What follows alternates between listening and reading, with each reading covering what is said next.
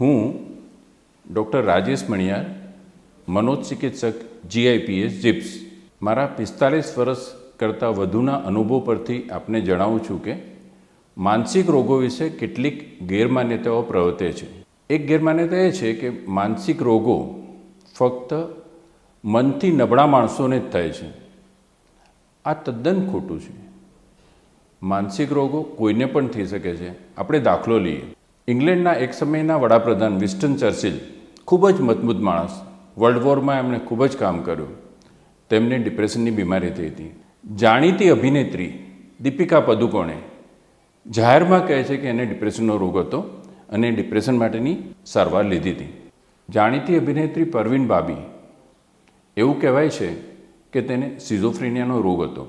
હમણાં જ ગઈકાલે જ એક ફુગ્ગાવાળો આવ્યો, તેને મેનિયાનો રોગ હતો.